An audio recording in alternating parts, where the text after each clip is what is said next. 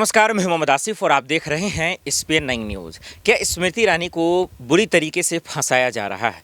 इसके पीछे कौन है? आखिर उनकी बेटी का चर्चा क्यों हुआ? इन सब के बीच में उनको बाहर से क्यों जोड़ा गया? इन सब का तमाम सवालों का खुलासा हो चुका है। आप दर्शकों के सामने सवाल भी आ गया। एक सवाल और भी मैं ये बोलना चाहूँगा कि स्मृति ईरानी इतना के कहने के बावजूद बीजेपी के किसी नेता ने उनका समर्थन या कुछ नहीं कहा।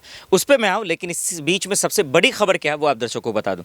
खबर ये है, स्मृति ईरानी के परिजनों का जो कैफे और उसकी कारोबारी भूमि में निवेश हुआ है, आधिकारिक रिकॉर्ड के पड़ताल में लिंक दिखा है। समझ जाइए, यानी जिसको स्मृति ईरानी खुलकर कह रहे थे कि भाई मेरा इससे कोई लेना देना नहीं है, कोई ताल्लुक़ नहीं है, दिल्ली हाई कोर्ट ने भी कह दिया कि उनका कोई लेना देना नहीं है, इससे उनकी मालिकी नहीं है।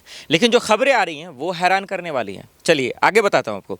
रिकॉर्ड बताते हैं कि बेटी जोइश ईरानी, बेटा जौहर ईरानी, पति जुबीन ईरानी और उनकी बेटी शलीन ईरानी के पास दो कंपनियां उगराए मर्केटाइल प्राइवेट लिमिटेड और उगरा एग्रो फॉर्म्स प्राइवेट लिमिटेड है।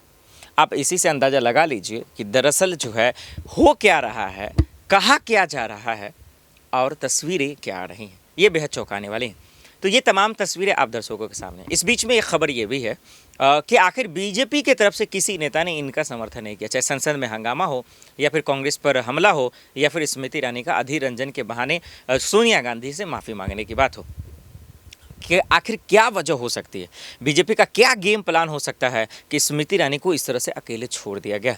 अगर कुछ गेम प्लान है तो स्मृति ईरानी को होशियार हो जाना चाहिए, विपक्ष से नहीं, अपने पार्टियों से, कि कुछ तो लोचा है और वो लोचा क्या है।